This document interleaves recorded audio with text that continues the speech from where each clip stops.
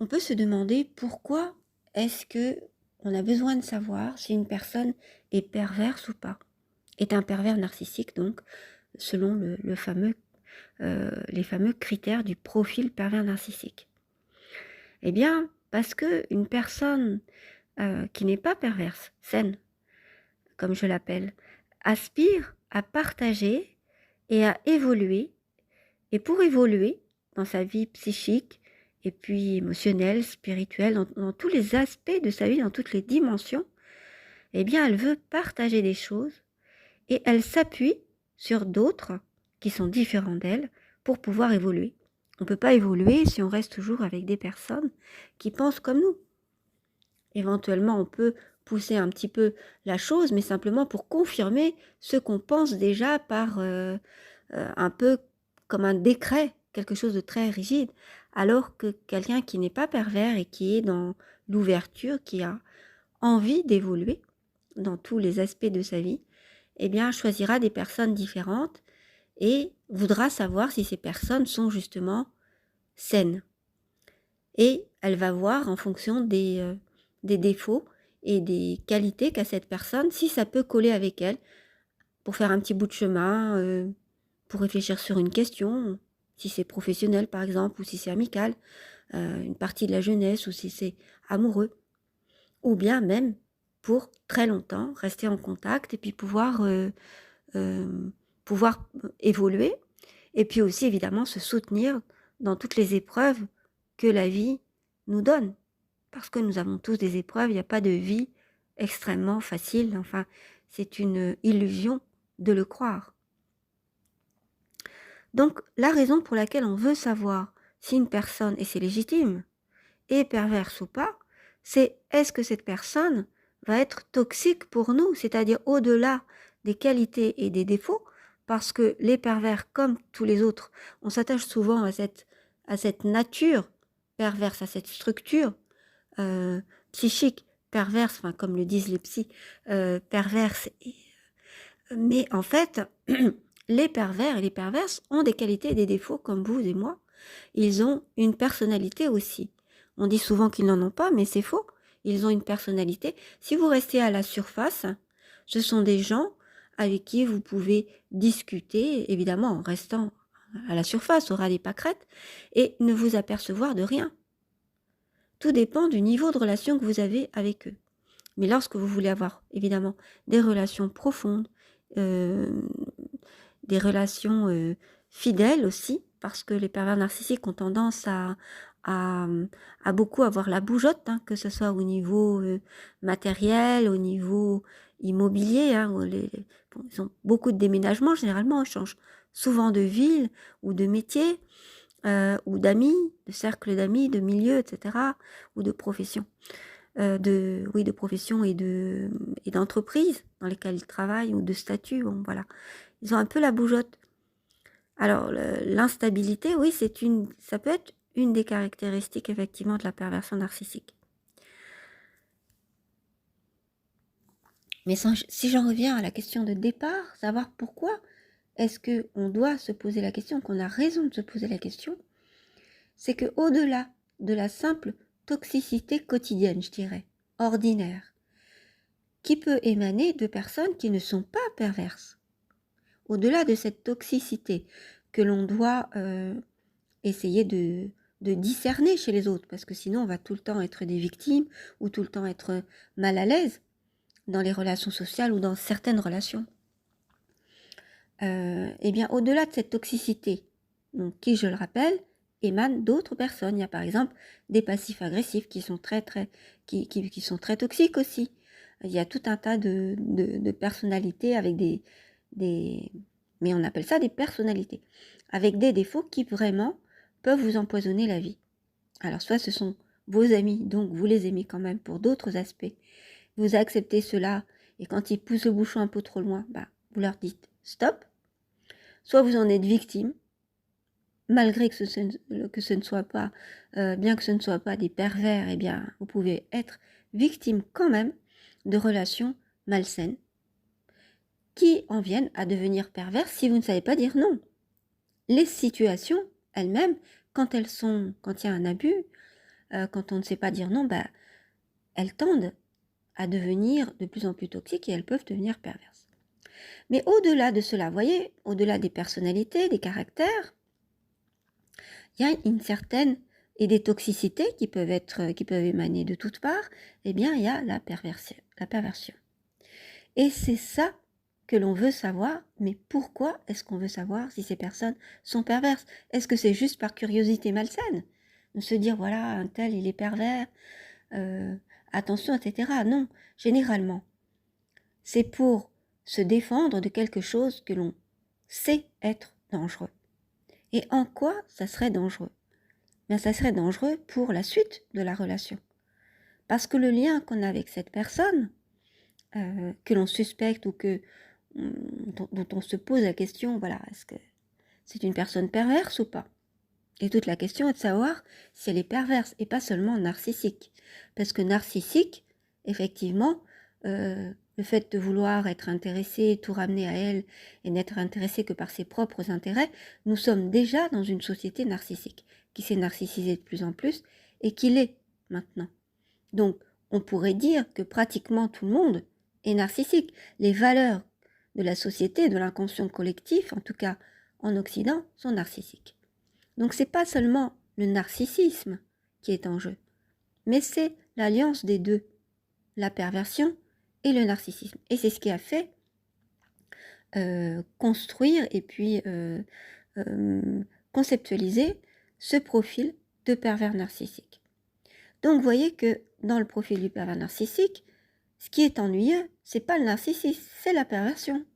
Pourquoi? Parce que la perversion, elle tend à vouloir instrumentaliser l'autre, ne pas avoir une vraie relation, comme ce que recherchent les personnes non perverses, c'est-à-dire un vrai échange qui permette une évolution personnelle, une évolution des deux, parce que tout échange, toute interaction, toute vraie rencontre est une transformation, un bouleversement. Ça vous bouleverse la vie dès que vous avez des avis divergents du vôtre ou des façons de voir complètement différentes. C'est même fascinant, c'est intéressant, c'est une preuve d'ouverture que de vouloir s'intéresser à quelque chose de différent et qui vous ouvre des portes auxquelles vous auriez jamais pensé auparavant, enfin vous ne vous seriez jamais intéressé à tout ça. Donc chaque rencontre est une petite pépite, est un trésor. L'autre est un trésor. Donc voilà pourquoi les personnes non perverses ont envie d'avoir des relations les uns avec les autres, parce qu'ils s'apportent des choses, on apprend les uns des autres, on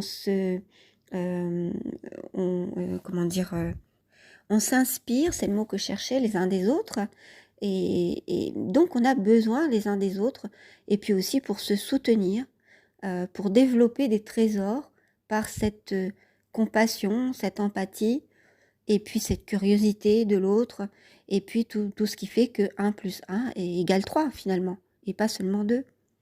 Donc voilà tout ce trésor que peut apporter les relations, et ce trésor-là, il est perverti par ce lien pervers. C'est ce que font les pervers, mais il y a aussi des situations qui sont perverses. Donc en fait, avec l'autre, même si c'est quelqu'un de non pervers, la situation peut le devenir. Donc c'est la perversion qu'il faut absolument traquer. Alors cette perversion, elle est tordue. C'est quelque chose de tordu qui tord le sens de la vie et le sens des relations aux autres, le sens de la relation à soi, la relation au monde, la relation à tout ce que les hommes ont créé, donc, et à la relation à l'environnement, à toutes ces choses, tout ce qui est extérieur à soi, et évidemment aussi après, plus loin, à la spiritualité, voilà, ou le lien avec le divin, et puis peut-être le lien avec le cosmos, enfin tout ce qui est notre environnement et tout ce qui n'est pas nous-mêmes. Eh bien, on peut apprendre de tout ça, c'est même le sens de la vie. Et la perversion, elle veut détruire la vie, elle veut aller contre la vie, elle veut tordre tout ce qui est beau, c'est-à-dire tout ce qu'on peut apprendre de l'autre, tout ce qu'on peut tout ce qu'on peut avancer en conscience, toute notre évolution, etc. Elle veut arrêter la croissance, l'évolution, la joie qui émane normalement, je dirais entre guillemets, c'est-à-dire de manière naturelle des êtres humains quand ils sont en relation les uns avec les autres et qu'ils apprennent, qu'ils s'émerveillent, qu'ils contemplent le monde et qu'ils agissent sur le monde pour essayer de le transformer en mieux ou pour avancer. C'est le rôle de la culture et de l'éducation. Et donc c'est ce qui a été inventé par les êtres humains, cette culture et cette éducation pour apprendre justement ce que c'est qu'un être humain, c'est-à-dire la civilisation, on peut dire. Mais la civilisation dans son sens premier, pas dans le sens... il y a les civilisés d'un côté et ceux qui ne le sont pas. Non, c'est pas ça. La civilisation, c'est-à-dire le fait qu'il y ait une culture d'être humain avec des peuples, avec des us et coutumes, des façons de faire, des savoirs, voilà, toutes ces choses-là. Eh bien, les pervers, ils ne veulent pas tout ça.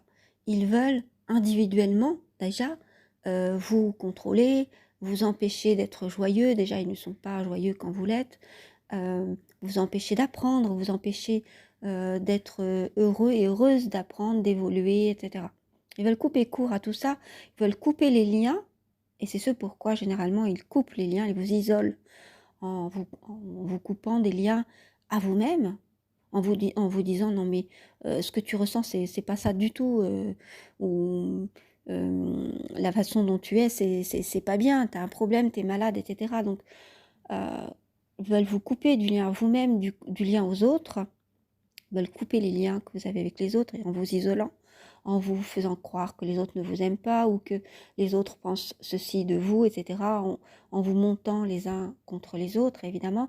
Et puis tous les autres rapports, le rapport au divin, à l'environnement, le rapport à tout ce qui a été créé par les hommes, c'est-à-dire la langue, l'éducation, la culture, voilà, tout ce que nous avons inventé, tous les savoirs, etc.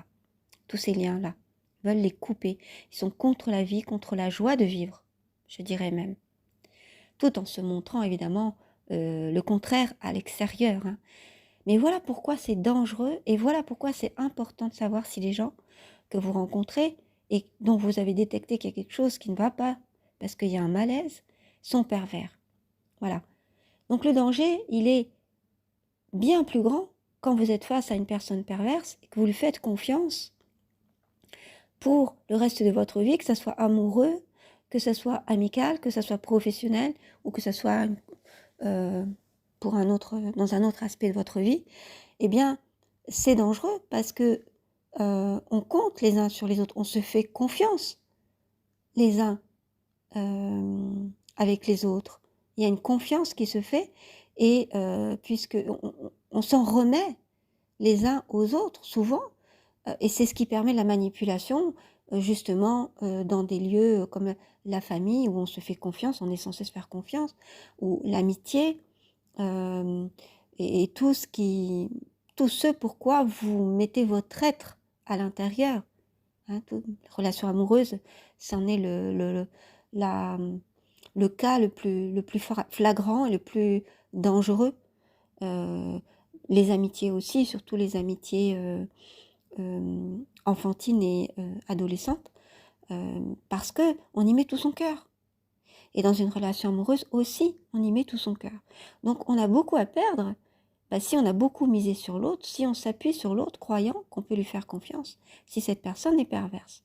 Voilà pourquoi je vous encourage à faire les tests pour savoir si une personne est perverse, à rester prudent et si vous avez détecté que la personne est vraiment perverse, à ce moment-là, c'est-à-dire que alors comment est-ce qu'on peut détecter? Je vais vous le dire en 2 mots, savoir si elle se réjouit de vos malheurs, finalement. Si elle vous empêche d'avancer, vous avez envie, je sais pas moi, d'apprendre un instrument de musique à 40 ans, ah ben non, c'est trop compliqué, ah ben non, tu devrais pas faire ça, il y en a plein qui se sont plantés. Voilà. Si vous voulez monter une entreprise, si vous voulez prendre des risques, faire quelque chose qui vous plaît, peut-être, je sais pas moi, partir en mission humanitaire, vous engager dans quelque chose, elle va, en tout cas, elle joue souvent l'ambiguïté, hein, ces personnes perverses, c'est-à-dire vous faire croire en surface et faire croire aux autres que justement elles sont ouvertes à ça, elles veulent que vous vous épanouissiez, mais dans la vie quotidienne et dans le réel, à chaque fois, c'est-à-dire c'est dans les mots et en théorie, mais à chaque fois que ça va être en réalité, dans le concret, ben, ça va être le contraire en fait. Donc vous pouvez voir qu'il y a une jouissance à vous faire du mal, à faire du mal aux autres, à se nourrir du malheur des autres, beaucoup, à essayer de savoir les petites histoires croustillantes des uns et des autres. Quand c'est tout le temps ça, vous voyez sur la durée, c'est qu'il y a quelque chose quand même de pervers, voyez. Et à vouloir tenir les autres en laisse, un peu comme des esclaves, comme des petits chiens qui doivent faire tout ce qu'on leur dit, etc. et qui ne doivent pas penser par eux-mêmes. Voilà. C'est-à-dire, moi je te dis ça pour ton bien, etc. Bon, ok, c'est ton avis. Voilà. Voilà ce que vous pouvez lui répondre. Mais vous gardez votre liberté de penser, votre liberté de discerner, voilà, même si la personne essaie de vous... c'est beaucoup de débats avec les pervers, hein. Que ce soit des pervers araignées ou charismatiques, c'est toujours beaucoup de débats pour essayer de vous convaincre, tout en faisant croire qu'ils n'essaient pas de vous convaincre, évidemment. Toujours essayer de vous contraindre à leur avis, à faire ce que vous, ce qu'ils veulent que vous fassiez et à vous rallier à leur avis. Sinon, vous êtes contre eux. Enfin bon, il y a toujours des tas de conflits comme ça. Beaucoup de jalousie aussi, beaucoup d'envie. Parce que la jalousie, c'est une chose, donc en lien avec la rivalité, avec les autres, mais beaucoup d'envie, c'est-à-dire envier ce que les autres ont. Voilà. Donc c'est à peu près les indices qui vous font voir que vous êtes dans une relation perverse où l'autre ne veut pas votre bonheur en réalité, mais veut vous faire croire que vous devez rester par loyauté, parce que vous ne trouverez jamais personne d'autre ou pour tout un tas d'autres raisons comme ça. Donc il faut absolument vous retrouver vous-même. Voilà.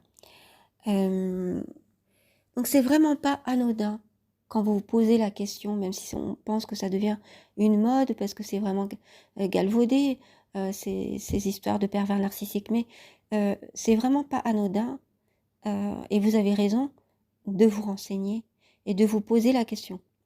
Surtout, ne le dites pas à la personne que vous suspectez perverse, ne lui en parlez pas parce qu'elle va nier en bloc, elle risque de vous accuser au contraire vous-même d'être pervers ou perverse. Voyez, c'est pas toi qui l'es, c'est celui qui dit qu'il est, enfin, voyez, ce genre de choses.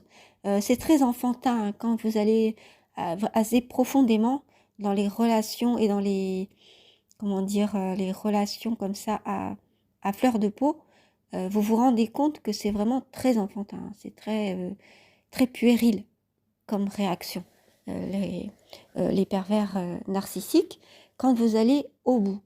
Mais en réalité, quand vous ne le savez pas et qu'ils peuvent jouer avec vous, alors ils sont très stratégiques et ils peuvent jouer les intelligents qui, effectivement, vous ne voyez rien et ça les fait encore plus, ils sont encore plus dans la jouissance du fait qu'en plus, non seulement ils sont pervers avec vous et ils arrivent à vous grignoter votre joie de vivre, votre énergie et tout ça, mais en plus, et vous minez le moral, mais en plus vous vous rendez compte de rien, voire vous en demandez. Donc ça c'est une jouissance absolue pour eux. Donc voilà, voilà pourquoi est-ce qu'il ne faut pas rester avec un ou une pervers. Enfin, vous pouvez toujours y rester, mais c'est pas bon pour vous. Pourquoi? Parce que vous misez beaucoup sur ces relations amoureuses, amicales ou professionnelles. Et donc ce sont des personnes qui veulent vous amener à la ruine. Y compris, ça peut être vos propres parents, vos propres enfants, des personnes proches. Ces personnes-là ne veulent pas que vous réussissiez, tout en vous faisant croire le contraire. Ils vous font croire qu'ils vous aident, mais en fait, ils vous amènent à la ruine, où ils font en sorte que vous restiez dans la panade, quoi, que vous n'arriviez pas à vous en sortir pour vous faire culpabiliser, évidemment, vous dire que vous ne valez rien, tout en ne le disant pas. Voilà. C'est toujours l'ambiguïté, les choses qui sont suggérées, mais pas dites directement, sauf quand vous êtes prête à partir, ou que vous vous rebellez, alors là, quelquefois, il y a des choses qui sont dites directement, et c'est là justement que vous vous rendez compte qu'ils sont vraiment très puérils et qu'ils ont effectivement la mentalité d'un enfant de 3-4 ans.